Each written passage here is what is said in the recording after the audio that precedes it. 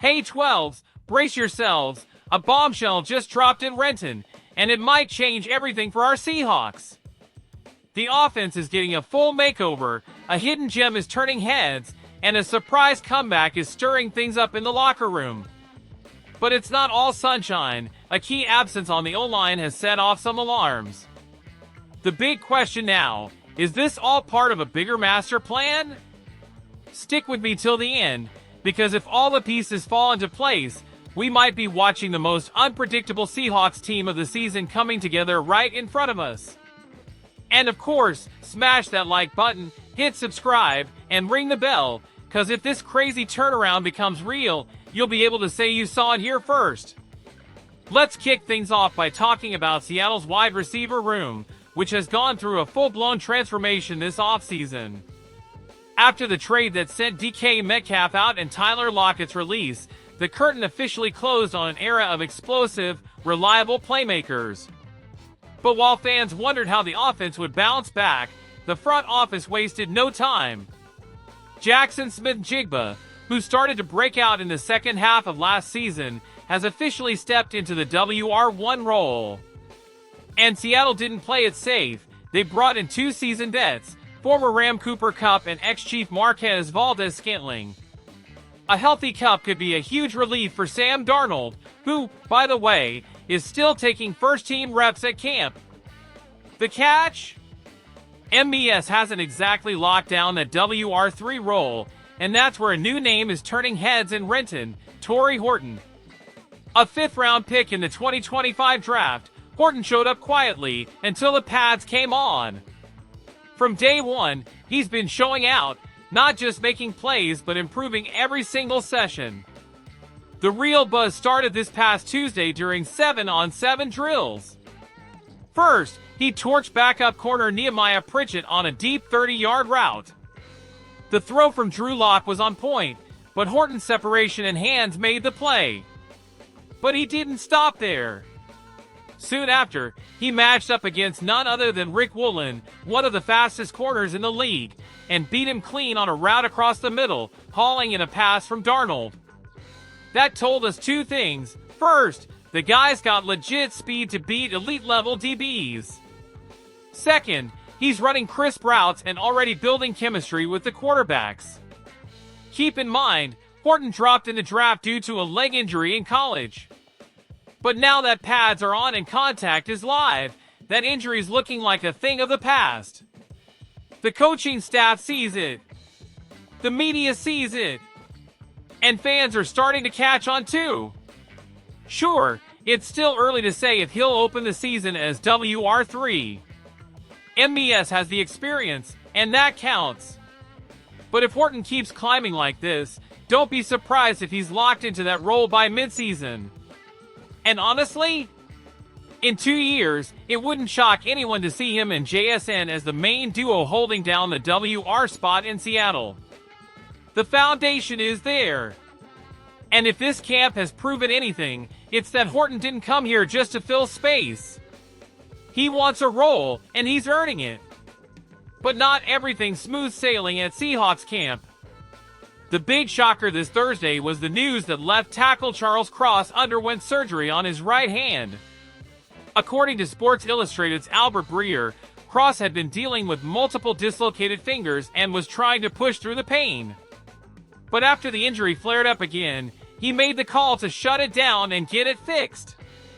That means he's likely out for the rest of camp, and possibly even the preseason. The upside? He's expected to return in time for the regular season opener against the Niners on September 7th. Brady Henderson from ESPN added that Cross had been taping up the fingers and pushing through practices. But once he weighed the risks and the importance of being 100% for Week 1, the decision was made. The surgery happened Wednesday, and the current timetable has him returning in late August. While he's out, the fill-in reps are expected to go to veteran Josh Jones and second-year tackle Michael Jarrell, a sixth-rounder from last year. Jones brings versatility and experience but still needs to prove consistency. Jarrell has the raw talent, but he's green. Let's be real, Cross has been a rock since coming into the league as the 9th overall pick in 2022. Aside from missing 3 games with a toe injury last year, he's started every game of his career. And in 2024, he was the only guy on the line to play at a consistently high level from start to finish. That's why missing snaps in Clint Kubiak's new system could slow down his chemistry with rookie left guard Gray Zabel, our first-round pick who's currently lining up beside him. We just have to hope the procedure doesn't set them back, and that Cross is back at full strength to handle the Niners' pass rush right out the gate. Now here's a twist for you. With Uchenna Nwosu out indefinitely after knee surgery and already placed on the PUP list, Seattle's pass rush might be getting a familiar boost. Yep, I'm talking about Jadeveon Clowney. That Jadeveon Clowney, the one who played for us in 2019, brought the hype, but walked away without an extension. Well, according to ESPN's Brady Henderson, the Seahawks front office is still eyeing the market for a proven edge rusher, and Clowney is definitely on their radar.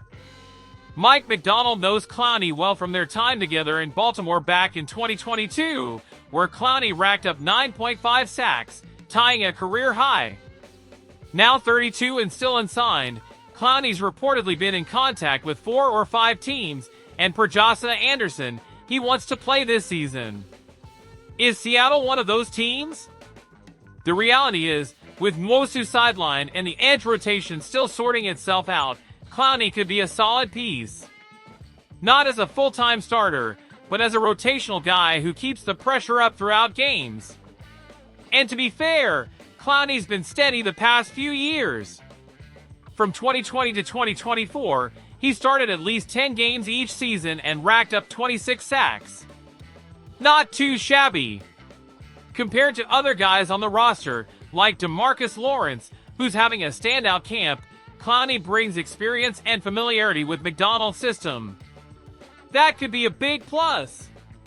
And when the other option is an open hole in your pass rush for week 1, why not roll with someone who knows the drill and can contribute from day one? One thing's for sure, there's a lot going on at Seahawks training camp right now. The offense is in full rebuild mode. Torrey Horton is turning into the breakout star no one saw coming. Cooper Kupp brings calm. JSN is stepping into his moment. And we've got a real battle brewing for WR3 between experience and upside. On the O-line, Cross is out for now, but signs point to him being back in time for the Niners. Still, it's something to watch closely, especially with the new scheme and a rookie LG next to him. And defensively? With Nwosu out, the idea of Clowney putting on that blue and green again is very real, and might just be the piece this pass rush needs to settle in before week 1.